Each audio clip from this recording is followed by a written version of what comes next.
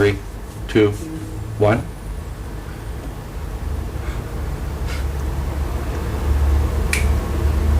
We're live. Welcome, King Rhino. This is the NSFW, the Not Safe for Work show. I want to welcome back everybody to week 5. This is actually the closest we have come to starting on time because all of our guests today were prompt, so I can't thank you guys enough. This is also a cool show. This is the first show where out of the 4 of us, 3 of us are American. And then we have... Hi. Local boy, right? Yep, the only one. That's I me. love it. It's an Hungarian thing that we have to have a token Hungarian on every show. So I think it's actually a law in it is that Hungary. whatever job, television show, you have to have a token Hungarian on the roster. Good friend of mine. I've enjoyed his comedy since I moved here 6 months ago, and Budapest is going to lose him next week to Norway. Now, where are you? Aaron T. White, by the way. Big round of applause for Aaron. Now, Aaron, where are you from originally? Minnesota. That's right. I knew it was about as Yeah. middle class, suburban, middle America as you can get. Yeah. I mean, that's Minnesota. and you're considered You've got all the privilege right there from the middle of the just blonde country. hair, blue eyes. you are white skin, you are. male. That's why you will just blend in Norway. If I don't speak, they have no clue. No clue. They have no clue. Who has privilege in Norway? Blonde-haired, blue-eyed, white males. So only it's just down to the men then. Okay. I mean, it's a bit more equal in Norway, but blonde-haired, blue-eyed, white males. Christian. Also, one of the funniest guys doing comedy here in town and in Europe, Mr. Mate Safranca. Now, are you from Budapest originally, or I am, absolutely. Yes. born and raised? Born and raised. Been here your whole life? Never moved on and came back, or? I spent, I had like a 6-month stint in London, and I spent a summer in Colorado, but that's pretty much it. Okay. And last but not least, somebody I've been dying to get on the show, and so excited to have her here today because there are very few women on the Budapest, on the Hungarian comedy scene. So some of the shows, it's all guys. So it's always nice to have a female perspective. The Yellow Rose of Texas, Miss Andrea Breitling, very, very funny gal, and artistic as hell. Follow her on Instagram. Her artwork is absolutely beautiful. Started off in Texas, proud graduate of Plano High School in beautiful Plano, Texas, which is like Lubbock without the art scene. And Redondo Beach, beautiful Redondo Beach in California before you ended up in Budapest for the past 3 years. That's right. So we always pick one subject. And the one thing that's kind of universal, whether you're a boy or a girl, whether you're an American or a Hungarian, is relationships. Well, you don't get into a relationship without walking that gauntlet of dating. You know, whether you're, like I said, American, Christian, Jewish, straight, gay, you date. And so I said for this week, we've talked about, dating, in your own country as opposed to dating in Budapest. So I thought, knowing these guys and liking their comedy, I thought this is going to be some great fuel for the fodder. Today we're going to talk about the worst date experience you ever had. I mean, now I know for me, it's hard to go back through that many and pick one that was my favorite worst experience. But I said, sometimes when you look back, you can at least laugh about it, though at the time you may have thought it was absolutely horrific. So now you're also the only married member of the show today. How long have you guys been married? It's gonna be 6 years in July. Now, did you date your wife for a long time before you got married? This word dating is very strange for people of my generation, but yes. We were together. What is your generation? I courted her. In what time period did you grow up? 1860s? What, did you sit on the front porch with her while her grandmother watched through the window? No. Our parents organized some times when we could come together and meet at balls and things like that. Cotillions. We would dance at cotillions and do the minuet. with a good arm length between the two of us. I dated a Mormon girl, and if you don't know, if in the Mormon church, when you dance, you have to literally stay 6 books of Mormon Leave room apart. for Jesus. Wait a minute. Like Jesus wants to be a part of that threesome. Did you get to see her Mormon underwear? Yes, and it will turn you off of sex with a Mormon woman quicker than anything you've ever seen. Mormon underwear. You don't Yes. know about that? I've never heard of Oh it. yeah, it's made out of burlap and hair. It is like literally, it's a punishment. So like to- unshaven legs then. Exactly, just constantly being abrasive and rubbing against each other. All right, so here's my first question: is hopefully your worst dating experience was it with your now wife? No. Okay, good. So we're gonna go back to pre-courtship, the pre-Mrs. Aaron. Well, let's just call her Michelle. We can call her we can Michelle. call her We'll Michelle. give her a We'll give name. her a name. I think that's Awesome. this day and age. So, fill us in on Aaron's worst date experience. My worst date experience. I wouldn't. Okay, I have a story. I wouldn't necessarily call it the worst date. It was definitely the most interesting date. Okay. Again, as I said, this whole idea of dating is a bit weird. In my generation, what you do is you hang out with a woman, you meet a woman at a party, maybe you're kind of friends or have mutual friends, and then you kind of get drunk together, then you hook up, then you keep hooking up, and then your first date's usually when you've been hooking up for about 2 or 3 months. I don't know. Is it? So you need that much time to figure out it's worth investing in worth a date? actually spending money on a dinner with them, you know? I'll sleep with you for a few months before I buy you a Yeah. burger. There's got to be like a solid oxytocin drip before you go out on the first date. Something like that. No. So there was a woman. It was the person I lost my virginity with. Actually, I lost my virginity at quite a late age. Actually, we're all friends here in the internet. Here, it's 21. I was 21 when I lost my virginity. There was this woman. She was a friend of a friend. We were hanging out. We got drunk. We hooked up. I lost my virginity. Then I think our first public exposing ourselves to the world as kind of a couple. We were only kind of a couple. There's a bit of context, sorry, but she was engaged at the time. Her fiance lived in Finland, and so I was as she described, a chew toy. I was a person that she could hook up with, so that she could deal with the distance part. So it wasn't really a serious thing. I did not. Okay, so the thing is, when a woman describes you as a chew toy in a sexual context, that's giving me all the worst images. Yeah, First, I know. Is I that didn't think there was true? I didn't think there was a worse term than fuckboy, but apparently we now know there is. No, she used the word chew toy. That Chew was toy. Chew toy. Did you feel Yeah. objectified? Yes, in the best possible way. You liked it. Yeah, like, Yeah. Once again, he is a man. So Yeah. we actually try to look on the bright side of anything. I'll take that as a compliment. Thank you. I've never Doesn't been a matter chew had toy sex. before.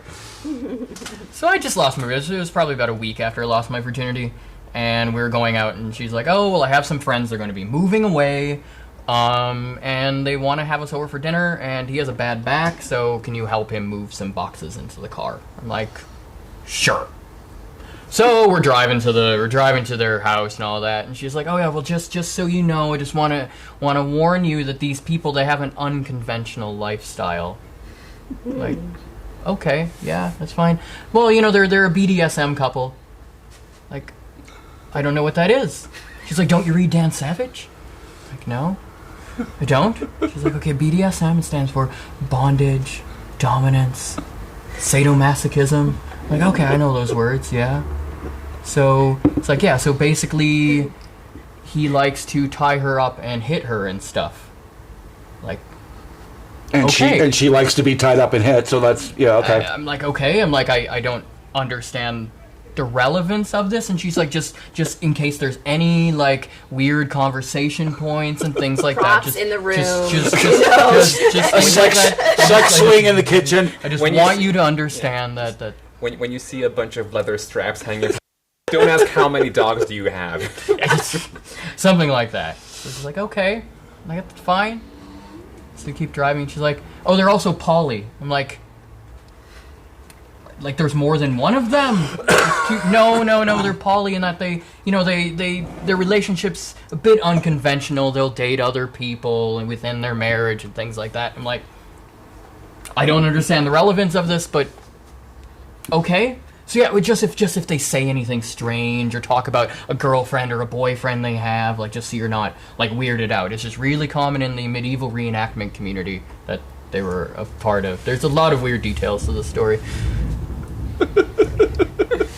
So That's the weirdest part of the story, is that they're also into like medieval role playing, and it's I can handle a lot of things, but that's some freaky shit when you dress up like a knight. No, it makes sense, right? Because like cosplayers are cosplayers. If you love to dress up, they're the people that do the Civil War reenactment, and they're also the same people that go to the Renaissance Fair, and they're also the same people that go to like the gaming festivals where you like dress up, and they're also the people that you'll find at the fetish balls.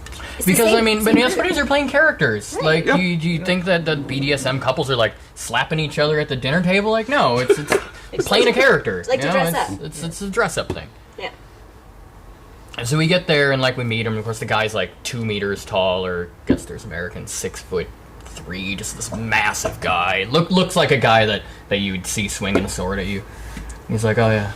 He's like, well, coming back, I need to help you move things. And he seemed like a really nice guy. So he starts carrying these really heavy metal boxes. I'm like, oh, what are these things? These are so heavy. Like, it's ammo. This guy had like 70 cases of ammo that were moving. He's like, my back's really bad, so I can't do all this. I'm like, why do you need all this ammo? He's like, I needed to protect me and my wife. Okay. Interesting. From all the jealous, for all the jealous people, that they fuck over, right? Yes. So we get to dinner. I don't remember what it was. It was something mundane, probably. But we're sitting here and we're drinking wine, and like my wine glass was never empty. I'd take a sip. One of these things. So I was starting to get pretty drunk, and then at some point, the guy, I can't remember his name, it was Roland or something like that, he stood up and he's like, should I open up another bottle of wine? I was naive at this age. I just lost my virginity. I was 21. I didn't understand that should I open up another bottle of wine was a code for something.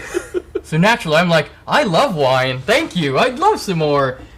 And the woman, the dog that was chewing on me, or whatever you want to call her, it's like, oh, yeah, we can have another bottle of wine. Sure. Okay, so they open up another bottle of wine, and and they seem like the nicest couple. We're talking about things like, oh, we haven't had kids yet, but we're thinking about it someday. We just want to settle down. I think they're in their they're about my age now, in their mid-30s, and just this really mundane thing. And we get to the couch and just start sipping on our wine and chatting about life, and then he turns to me and he's just like, well, by the way, what's your safe word?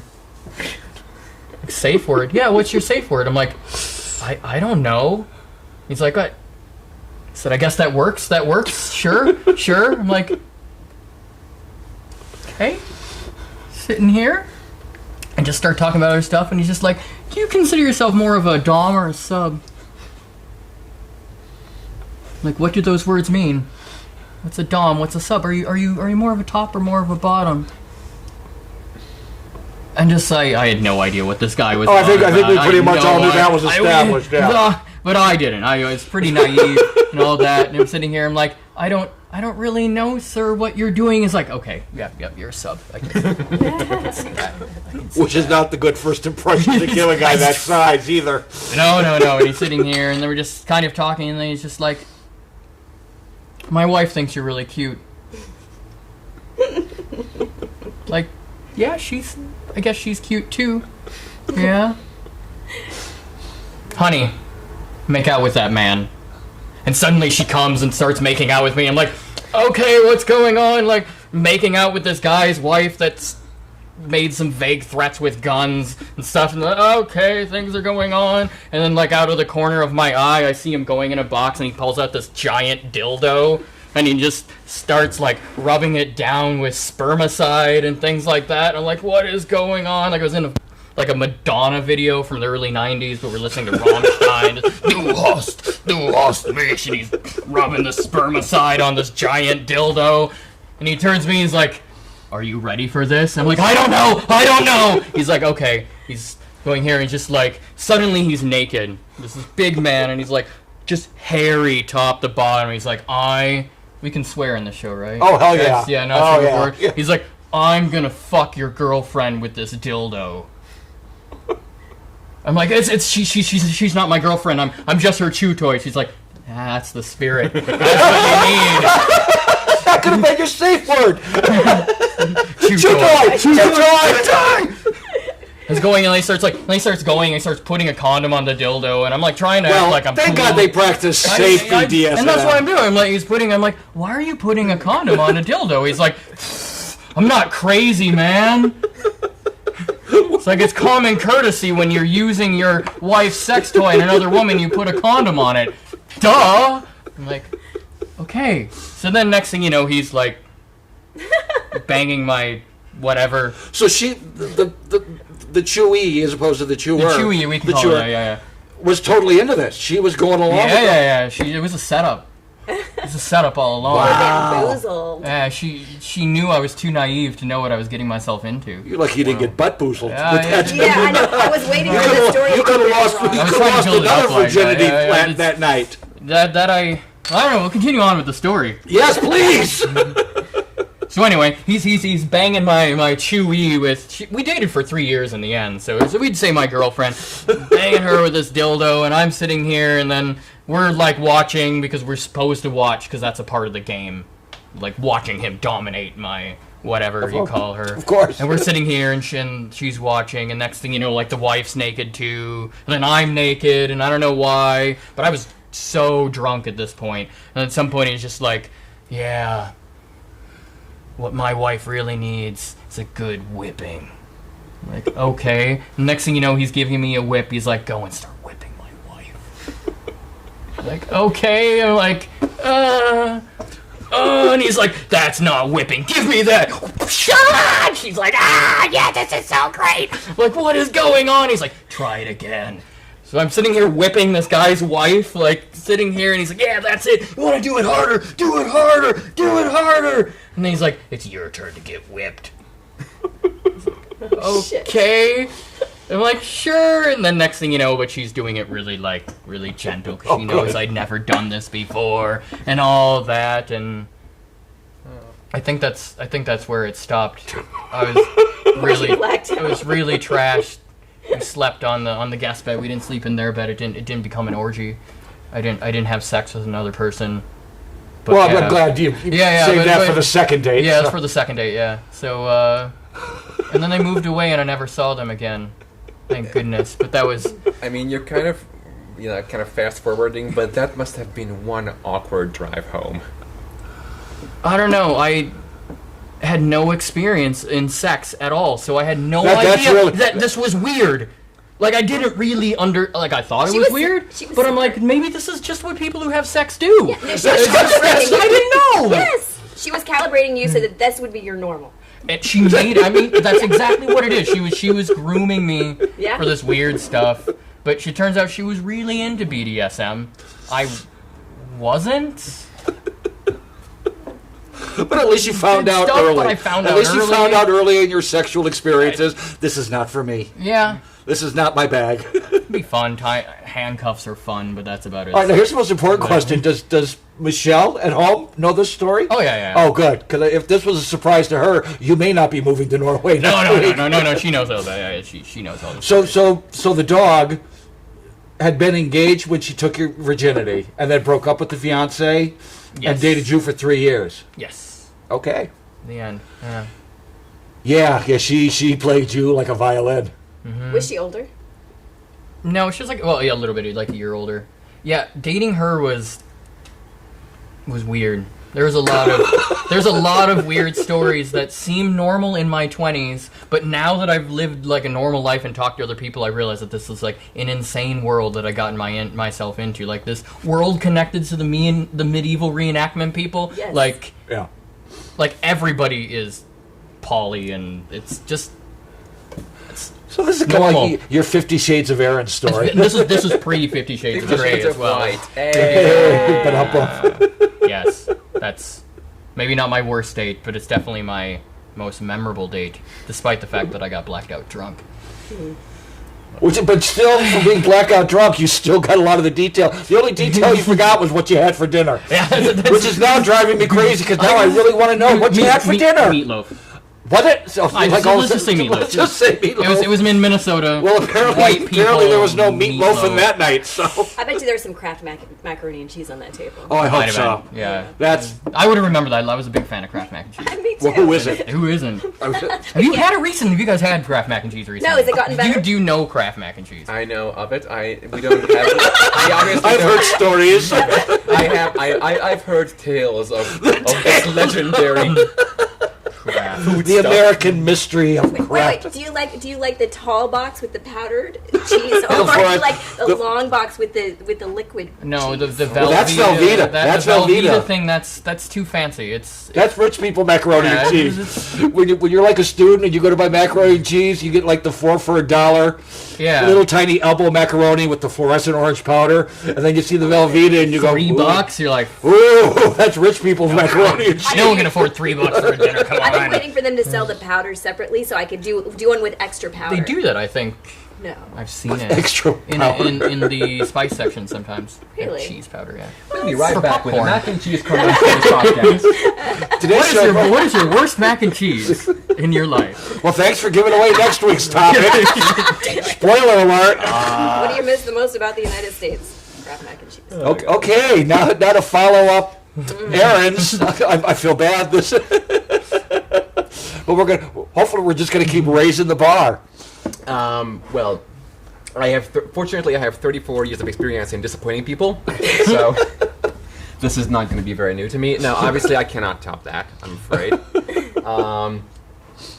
because it's I don't know. Just before the show, we were talking, like backstage, I guess, or off stage, and we were just saying that none of us really have like bad date experience. And I was like, okay, well, I guess I can just kind of pull it off with my awkward blowjob story. But after this, yeah, okay. Well, like always, I'm just gonna go ahead and do my best. So, And disappoint us in the end, anyway. yeah. Anyway, so so blowjobs, right? They're fun. Okay, no. So there was this period in my life. So actually, it's kind of funny because I also lost my virginity. I think I was 21, also, and I was just this completely sheltered kid for most of my life, and I lost my virginity when I was 21, and then I basically turned into like these sorority girls who grow up being like daddy's girls, and then they go off to college and become like this. Yeah, and that's kind of what I did. So, like after I came out and had my first sexual experience, I basically became like the Oprah of blowjobs. It's like, you get a BJ, you get a BJ, you get a BJ, everyone gets a BJ,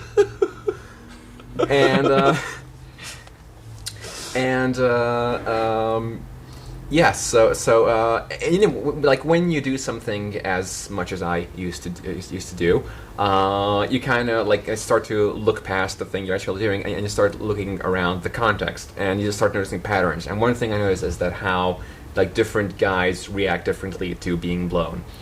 So like you have like the guys who are totally vanilla, and I was like, yeah, that's nice, yeah, keep going, like that. You have the guys who just go completely silent, and I just have to look up every now and then to make sure they're still alive, and it's not just like rigor mortis doing its thing. That might be the only one is at this table that understands you took the words out of my mouth. exactly what you're saying. I'm Me over and here. Peter, I'm trying to think like which one am I? Which one am I? I only got one perspective here. I got one, and she's looking at him, and all I keep thinking is little head dots going. Yeah. Yep. And then so there's there's the one who like thinks he's like a dom. He turns into a dom, or that's what he thinks he is, and he's like, oh yeah, you like that, don't you? And I'm like, yes, I love doing favors for people. Like, it's kind of thing, something that like, I just kind of wondered, like do straight men and like gay tops realize that giving a blowjob doesn't actually cause physical pleasure to the person doing it? Like we don't do it because it makes us orgasm. It's an act of service. It's an investment. It's an investment of time and effort. I saw this documentary though in the 70s There was a woman that had this medical condition where she had a clitoris in the back of her throat. That movie was Deep Throat. It wasn't a documentary. Oh. Was this That's how things were different in the 70s. was this documentary on like a VHS tape and it was like written over? It came in one of those big boxes. Anyway. It was a Betamax. Okay, so and so there's like all these different types of people and how they rate to blowjobs, and then there is Simon, who is like there's we must be Simon. We must be Simon. It's like there's the vanilla, there's the silent, there's the dom, and there Simon is just a category in and of himself. Simon is this guy I wouldn't even say I dated. I like. Did you court him? No, basically what happened, I met him at the bar, and we kind of got talking, and I was young and impressionable and kind of stupid, and he looked more intelligent than I now realize he was. Is he reading a book? No. He had glasses. Suspenders. Striped shirt. He had glasses. Yeah, so we got talking, and we kind of got along. He seemed nice. He seemed intelligent, and we one thing kind of led to the other, and next thing you know, I was just kind of going down on him and starting to do the thing that I do best, and so far have not yet monetized. And so he starts out vanilla, and at one point he just says, like, because I'm guessing he like me, he was also kind of inexperienced and didn't really know how these things work, but he kind of had a vague idea of what dirty talk means. And so at one point into my BJ, he says, "I'm a pony, tame me." Ooh. And I'm like, "Ooh." And it's like, the thing is, like, that's a totally okay thing to say when you are being mounted, or like when you're being ridden or done from the back. Okay. But when someone's going down on you, it's like if that's how you think a pony is tamed, I don't want to know what kind of realistic dad took you to. What kind of rancher are you? Yes. What kind of westerns were you watching as a Ponies child? are only on their back when they're dead. It's like, What's funny? This is going through your head mid fellatio. Now you got to be thinking. Well, see, that's the we're problem. Is you've got a lot of time to think when you're down there because There's something wrong. because you're just there for them, and so you can think about anything that happened during the day.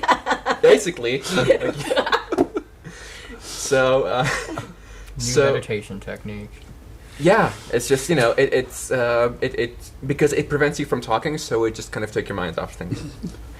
So anyways, so it kind of puts me off, and I was like, okay, whatever, let's just keep going. And then a few more minutes in, he drops this Freudian bombshell, and he says, "I don't have a penis. You have two." Wait, What? I'm like, That's a mind fucker, yeah. Philosophical, actually. and I'm like, okay, look, I will readily agree that the concept of ownership is an arbitrary abstraction that is born from our inherent need of control projected onto the world outside us a posteriori. It's just not the kind of thing I discuss with a mouthful of dick. so you're trying to be open-minded. You're like, okay, take me on a fantastical journey. Like, I can't imagine a world where I'm trying to imagine that his dick is also my dick.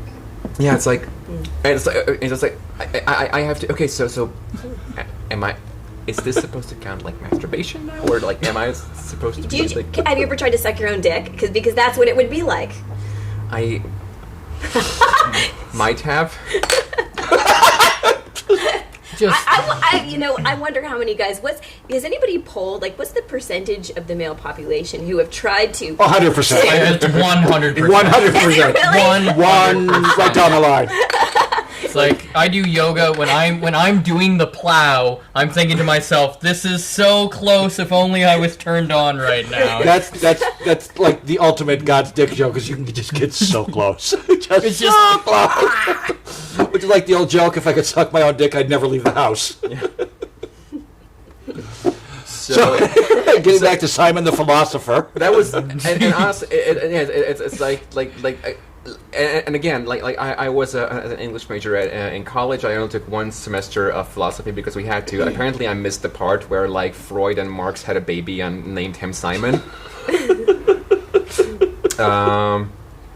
But yeah, that's like, okay, cool. Thanks. That was nice, and that was basically it. Wait. What did you thank him? What were you thanking him for? Just kind of. It's like, you know, like when you're in the checkout lane in grocery store and you just kind of thank just a common courtesy. Yeah, it's just It's a more natural. like goodbye. Yeah, basically, it's like when you get pulled over and the cop gives you a ticket, you literally say thank you, and it's like you should be able to say fuck you, and they can't do thank anything. you. But when the cop gives you a thank you, it's like, what the fuck am I thanking him for? yeah. So Simon was just a one-time thing? Simon was a one-time thing, believe it or not. But now, is there a category of Simons, of other guys that are kind of freaky, and you're like, I'm going to put them in the Simon bucket? No, Simon remains unchallenged so Wow. far. So Simon still wears the crown. Wow. Simon wears the crown for what it's worth, a crown made of dicks that are not his. He's just willing in the to go comments with section, if you have had a similar Simon Or blowjob if you are experience, Simon and you're seeing this show, like and follow if you have given Simon a blowjob too. start a Facebook group. Simon says you have two dicks. Heavy is the head that wears the crown of penises. But was one of them like a horse dick then? A pony dick. A pony penis. Sorry, pony a dick. pony penis. Wait, Pony penis. how big is Dog, a pony penis? Like, is a pony penis big or small? I mean, it's think a it would baby. be big. It's a baby horse. I'm I just think a pony. it's I think still- like a horse is like a different species, a isn't pony it? is a baby horse. No, it's No, not. it's a foal. It's a separate thing. It's like Oh. like horses and like, you know, like Different It's thing. like a little foofy Whatever. Budapest dog and a big staffy mix. Oh. They're both dogs, Like- but they're different Okay. kinds of dogs. like But- ponies stop growing when they reach. Answer that. the question. Okay. How big is a pony dick? How big is a pony dick? Okay. Apparently about 6 inches. Manageable. Manageable. From my personal experience. 3 weeks ago at House Bar, I literally, before I went on stage, had to Google inches to centimeters because I was doing a dick joke and I normally do it in inches. And I said, fuck, I got to do it metric because they may not get in inches. So like right before I'm Googling, okay, what would this in inches be in centimeters, just to do it on stage to get the laugh. So that's how big is a pony? About 6 inches. I think my dog's dick is probably bigger than that pony's dick.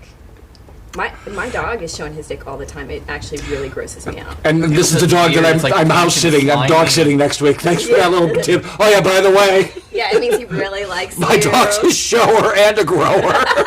He sure is. And it's the bigger dog, isn't it? We're not talking Button. Yeah, we're talking the big dog. We're talking Apollo. Great. Why is there a jar of peanut butter in the doggy thing bag, Andrea? What's that about? Just for his medication. So my question is, did Simon return the favor, or was Simon strictly a get blown and go kind of guy? If we're sticking with the investment allegory, I just cut my losses and took my assets to market. I just figured at this point it's not worth getting into it. Yeah, I just... The only advantage is he wouldn't have been able to talk when he was blowing you. So it's not like... True. I mean, still, the things before, after, and during, I just did not want to particularly think about. Also, like, he wasn't very good at dirty talk. He probably just wasn't good at his mouth, so... That's a good way to look at it. Doesn't he seem just so kind and generous? He is. He feel comes like- across as a nice guy. I mean, I'm sure he was nice. No, you, not Simon. Simon. Oh. You're the generous, kind guy to be. offering your gifts of service to so many. Thank you. That is the nicest way I've been called a slut. Yes. Thank you. That's what being a slut is. It's offering your gifts to the world, right? You heard it here first, guys. All righty. We may actually keep topping stories because, this is yeah. but in a whole different way. I mean, yours was just like so, but yours was kind of like just so subtle and under the radar that it was, but it was still like spellbinding. Like, okay, it was like weird, but like, you know, dog breeds, different levels of weird. It's not a competition. It's not a once again, ladies and gentlemen, Well, this is not a competition. I'm in competition with myself all the time. Can I outdo myself this time? Well, You know. well, let's see. My mother once said to me, "There's nothing left you can do to shock me." I took that as a challenge. It's like, okay, you drew the line in the sand, Mom. Yeah. All right. I know this is going to be good. Miss Breitling. Listen, it's hard out there, and the truth is, I do not go on very many dates. I'm living in Hungary. I'm not a fan of the Hungarian man, so you know, I don't really have I have a lot of stories about people who want to fuck me, but no stories about people who want to date me. That is just not happening for me here. Well, didn't you date before you moved to Budapest? Yeah, but like my memory is kind of like it's a whole new life, and I just don't remember. You know, what was that life? I don't even know.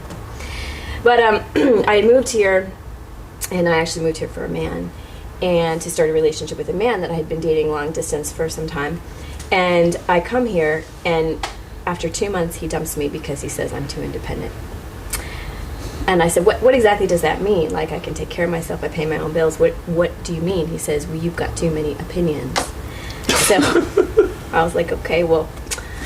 So anyway, I said, there's the door. Thank you very much for playing.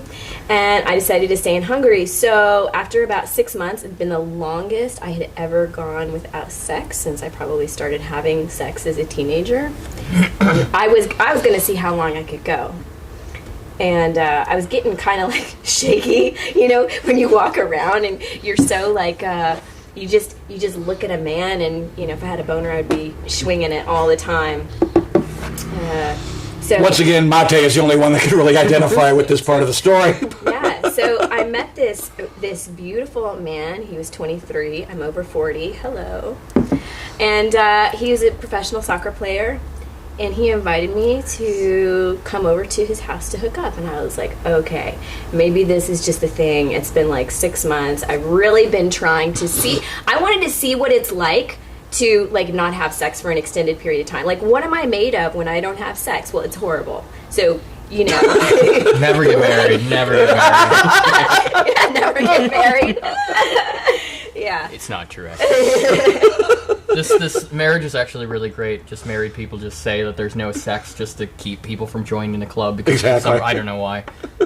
Yeah, well, I was actually once married, and I loved it. So, yeah. Being married's pretty cool. It was lovely.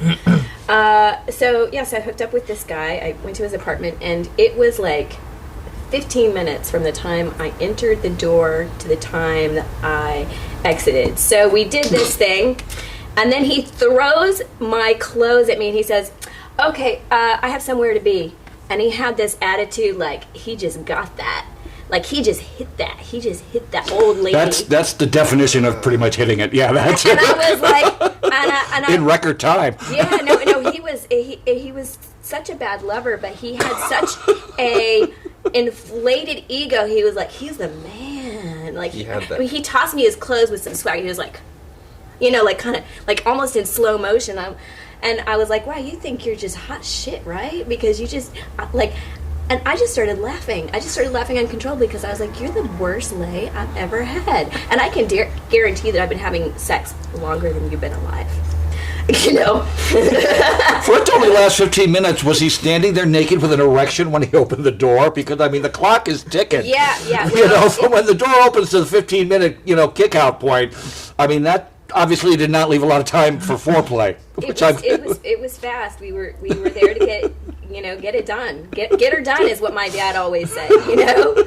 Just stop playing around. Be focused. Get your job done. Well, anyway, he got it done in record time. So. I mean, it's admirable in a way. When you think about it. Well, I'm sure. You probably should have told him it's not a competition. Yeah. I'm sure he thought he was taking one for the team. Like, I'm gonna fuck the old lady. I'm the American soccer mom, and I'm doing her a favor. But this poor boy, he's out there. He's out there wandering around, embarrassing himself. So the guy you moved here for, was he Hungarian, or he just lived here? No, he wasn't. He just lived here. Yeah, but I over time I've had a little bit of experience with Hungarian men, and I've decided that I like them young. But the problem with these young guys is they like to fetishize me as the older woman. So is that a problem? You're not even old. Okay, well, right. So that's how I feel, but I'm over 40, and they're like 25. So, when you were 25, what did you think of a 40-year-old woman? Okay, fine.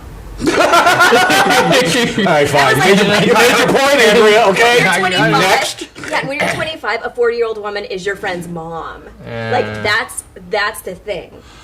So Never a friend of my mom's, but friends, moms. I've had friends who I banged their mom's friends. It's like 6 degrees of Kevin Bacon. I'm putting the graph together in my heart. Like I've had a couple of friends that their mom had cute friends Okay. in their 40s yeah. Okay. that I hooked up with through being that. friends with And how old were you? early 20s. What was like the biggest age gap you've had with someone who you had sex with? Definitely, 20 years. yeah. 20 years going down, going up, going up. That's a long time going down 20 years. Going up, maybe the same. You? Must have Biggest been age difference? I mean, we never went all the way. We did everything but that was 20-ish years. She was in her 40s. Older. I was in my late 20s. Any? But I think I just realized I asked a question. I didn't even know what my answer is, because once again, like in my Oprah years, often didn't ask. I'm guessing it's Not like a tree where you count the rings and can tell how old they are. Is that what you're saying? Rings. Shit. Oh, but I do know. Like one guy did tell me how old he was. So I'm guessing I think it's like, is it 30? I think it's like 30 up. Oh, okay, yeah. Yeah, because you're 34, 34, so right? yeah, that's real scary there for a minute, Mate. See, I'd never been, when I was dating, I never went out with younger women. I always went out with women, I mean, not necessarily 20 years older, but anybody I was ever in a relationship was always older. I just never was attracted to younger women. Older women just, were more mature, were smarter, had more, going on the ball, had a lot more things that I liked. No And I'm sure there were younger women that did. I just never, gravitated towards that in casual dating. Yeah, I actually don't. Men my age, I never meet men my age. Hardly ever.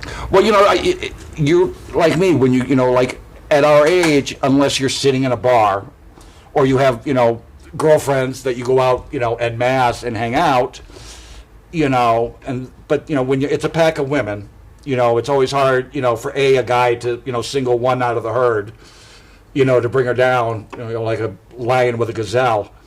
So you're right, you reach an age where it's either, friends our age are married. Yeah.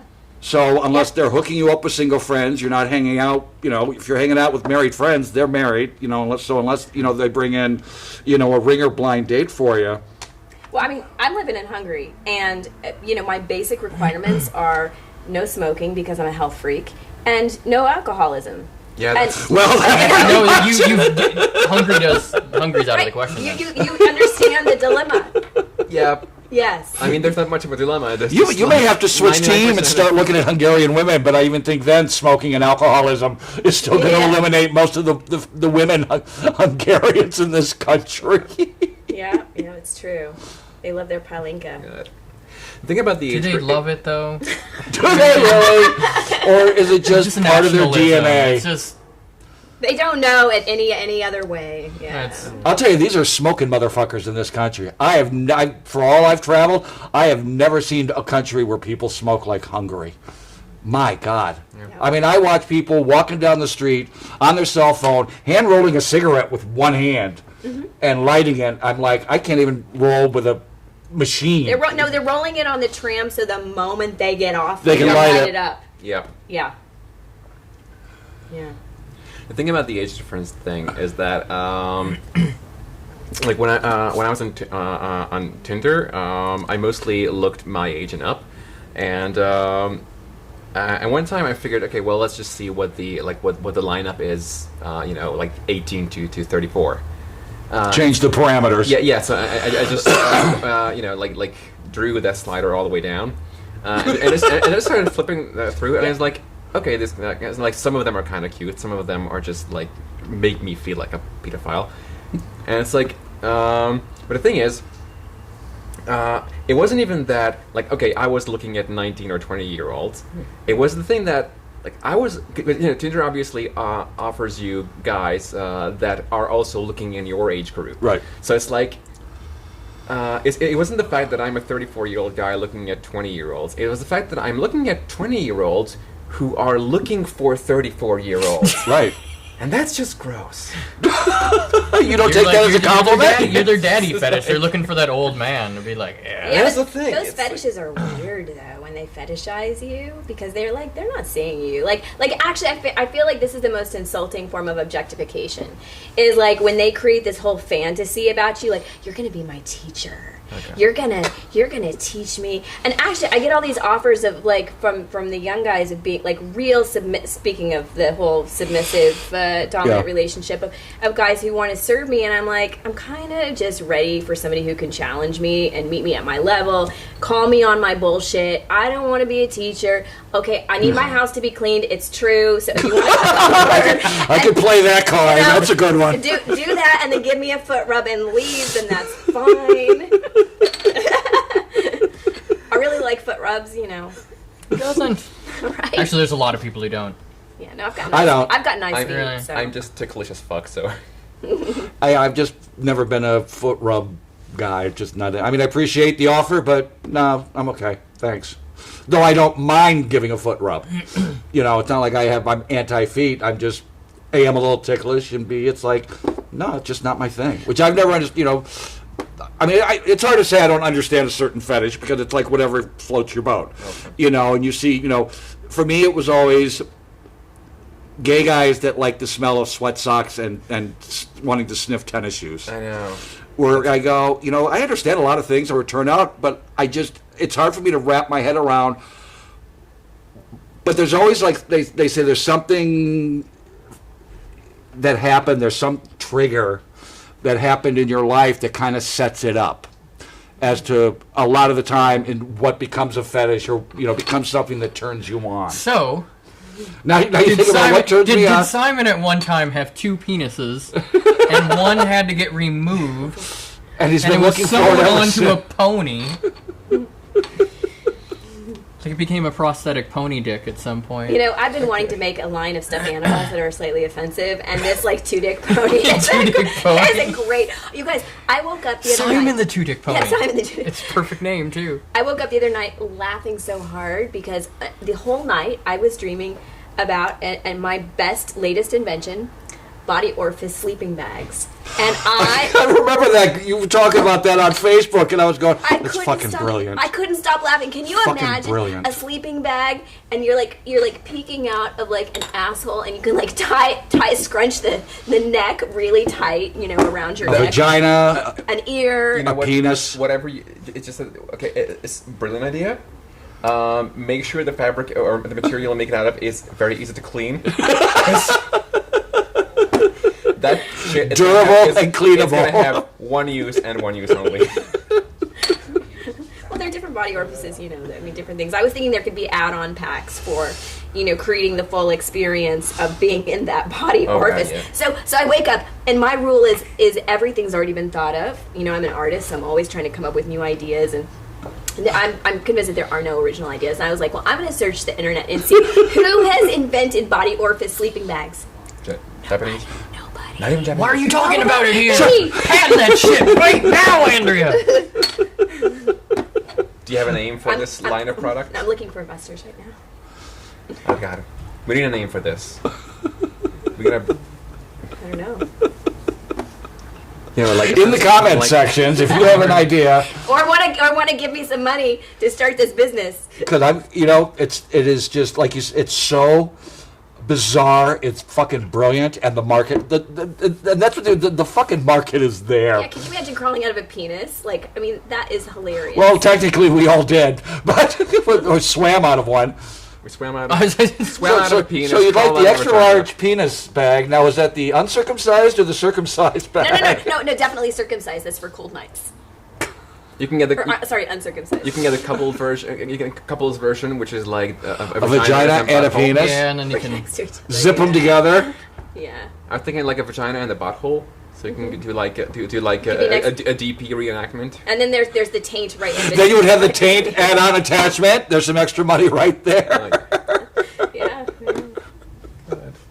Why does this make so much sense? I know, I'm saying. I know. And there are these people that do these groups where you have to like rebirth yourself. Oh, yeah, that's a big Therapy. thing now. So it could be a sleeping bag that could be used for real therapy too. So you're going to go through this rebirthing ceremony, spiritual thing, right? It's got to be substantial. You realize that Jeff Bezos was once sitting on a table like this with a very idea just like that. But instead of that, he's like, how about we sell books on the internet? This is your Nobody will ever buy This books is your on the selling internet. books on the internet. People are going to call you crazy, but when you're a billionaire, and people are like, oh, I can't wait till somebody in a giant penis sleeping bag comes and delivers off- my food, my Chinese food. I'm really shocked you didn't find like 50 companies that are already doing it. I know. Well, I think that you. I'm serious. Even you must have gone, I can't believe, because you fully expect to. I know. I was like, I've reached the end of the internet. Like, That's it, literally the end. I was impressed with myself, and it all happened while I was asleep. My brain can do amazing things while I'm asleep. And you just woke up with this epiphany. No, I'm in product development. I'm a designer, and I've got lots of jobs, and so I was going through the whole very serious product development cycle all night. And I was like Doing R&D. Yeah, no, I was. We were sketching. We were doing sampling materials. costs. We were pulling ourselves. Like, how realistic is it? We were testing. I mean, It'd it be was rubber in the head. Like, right. A year from now, somewhere in China, little 9-year-old Chinese girls will be hand-stitching penis sleeping bags. they have like the extreme ones where it's like really tiny hole. A year from now, you're gonna see a posting on eBay going for like hundreds of thousands of dollars, which is like one of Andrea's like work sketches, like workplace notes or whatever. Yeah. And then in the corner, in tiny handwriting, "Pussy sleeping bag?" with a question mark. Yeah, no. like an original Picasso sketch. I did. I woke up and I put my ideas down in my sketchbook because this is what it goes everywhere with me. Yeah. That drawing exists. Okay. So once again, we're looking for backers and suggestions for the name of the company. This would be the best product pitch on Shark Tank I think anybody has ever fucking seen. Strolling out on Shark Tank. Mark Cuban's like, I'm intrigued. Those motherfuckers would bankroll that idea. They would fight each other to bankroll that. Especially Cuban. Yeah, I know. We both know Cuban. We know he's into that. Cuban would give her a blank check. Just Like, whatever you Well, want. there's the coming out, but there's also the crawling in, like crawling in an asshole. Like, hey, what's in here? Like, what's going to be in the inside? Is it going to be designed for the like anatomically correct innards? Yes, there will be. I've already thought about that. Can you like add lube on it so it feels like you're literally inside? Well, I've thought about like, should we have a waterproof version and a washable version? Oh, definitely washable. Definitely washable. Definitely washable. That's not Yeah, Well, like Mate said. So my the natural next step was to make an adult playground where you could slide down these things and then come out. That was the next evolution of this idea, like a slide, because you've seen a map of the intestines. They're going all these different ways. It could be a looby. That's the greatest adjective ever. Looby. It was looby. A looby environment. Looby land. Mom, can we go to the lube park?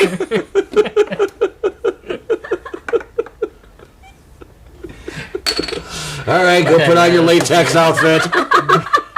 Yeah, that's even better. And remember your safe word. Chew toy. Chew toy. There was surprisingly no there was no leather involved. I thought if I should make up details, but that no. It didn't need to. Trust me, you did not need to embellish. Leather. And for me, still, I think the most disturbing part of yours was the boxes of ammo.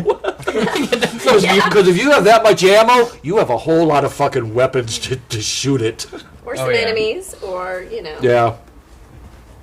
Well, I want to thank you guys. I think the shows keep getting better and better, but this was a lot of fun. And if you weren't leaving, we need to get you back on. So hopefully you'll come back to visit. What about your story, though? Yeah, did we forget me? Yeah. I didn't forget. Mine actually works out to be not only worst date experience, but it happened on my birthday, so it almost made it like the worst birthday ever. Mid-'80s, there had been a club, a disco I went to a lot, and there was a cocktail waitress that I always had a crush on that I talked to. And I was there on my birthday, and I must have played, it's my birthday card. And she said, well, I'm getting off pretty soon. I'll take you out for your birthday and buy you drinks. And I said, yeah, absolutely. I had a crush on you. So we ended up going out. This was in New Haven and Connecticut. And we ended up going out and probably drank heavily. I'm pretty sure we drank heavily. And ended up back in her dorm. She lived in a dorm suite, with like 2 or 3 other girls. And we get into bed, and before anything can happen, she proceeds to throw up all over me. Oh. I mean, just like Linda Blair in The Exorcist. Like, I did not know where it was coming from. I mean, it was like... Well, yeah, because it was spraying in your face and in your eyes. And it was just like... I mean, I know I'm not the most attractive guy in the world when I'm naked, but really, this is overkill. So she is just yakking every Irish car bomb she had that night out of her system. Her sorority sisters now come running into the bedroom because they can hear her. It's a small dorm suite. I'm laying there naked under the comforter that her mom made her, covered in vomitus. Her girlfriends are both at the same time of trying to comfort her, making me feel like this absolute monster for getting her drunk and, doing this to her. And I'm like, look, this was not my plan. I kept going, it's my birthday. So they finally, they get her slightly cleaned up. I, of course, left to clean up myself. And they said, well, you can't stay here. I said, okay. I said, I came with her. I said, I had been out with my friends for my birthday. They left, when I said, I'm going out with her. My friend said, okay, have a good time. I said, I'm here without a car. Lived about 45 minutes away in Fairfield County, which is 45 minutes south of New Haven. So one of her poor sorority sisters had to drive me home, and I was living at home then. To now raise the bar of what a shitty night it is blizzarding heavily because it's mid-March when my birthday is.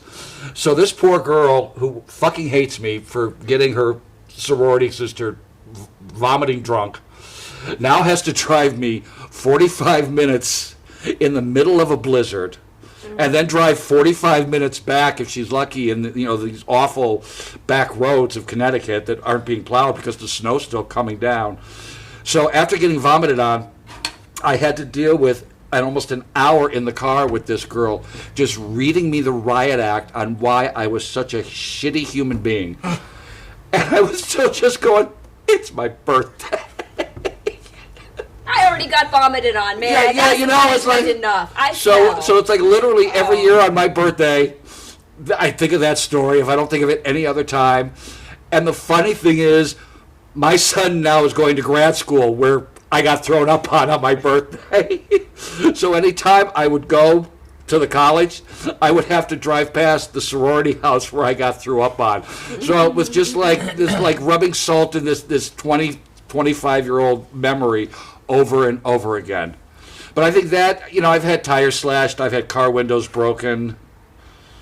So, but I think getting thrown up on is pretty much, you know, you can repair a tire, you can repair glass, but you never forget being thrown up on.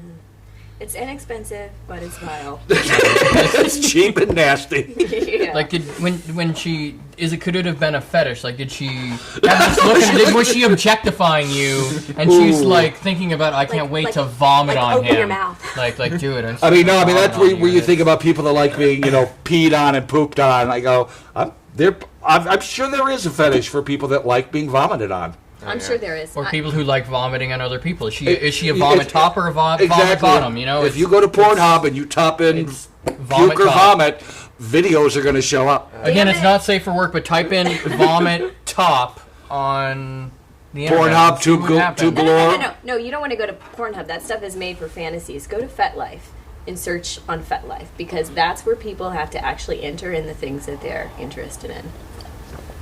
Look up vomit. See what comes up.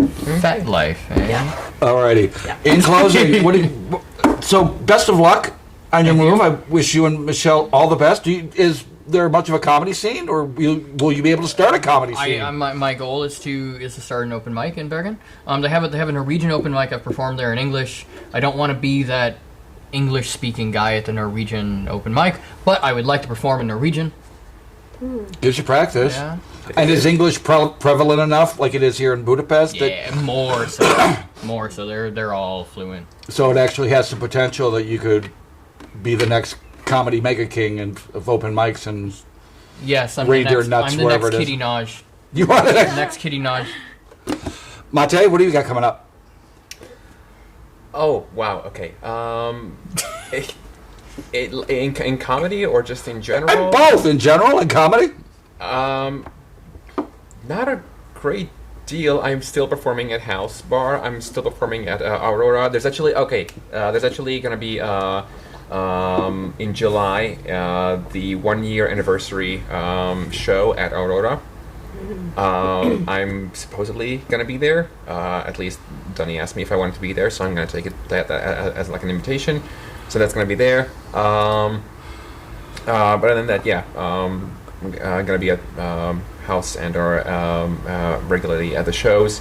I'm gonna be probably performing in Hungarian at Cuisine Bar next month, which is one of the guys who debuted at Aurora, Adam Török.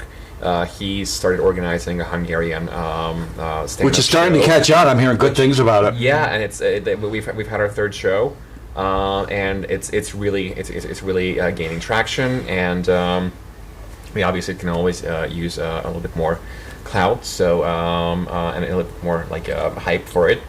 So, but yeah, that's kicking off the cruise. It's currently every once a month. Hopefully, it'll turn into a more regular thing. Right. And that's pretty much it. Awesome. Andrea. Well, I will continue to work on my musical comedy. I've got more ideas than I can possibly execute right now. I'm launching a YouTube channel actually called What Would Andrea Do? A little more serious, kind of about parenting, being sex positive, being an expat, being an artist.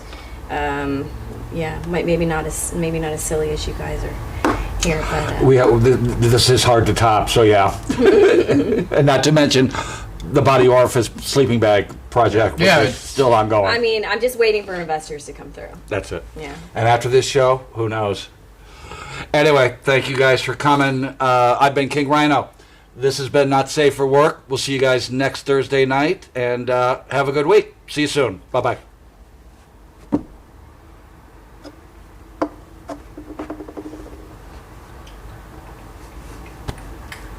Oh, yeah. You left, and I was going to end the show, and I looked over, and you were gone, and I went, I can't end the show.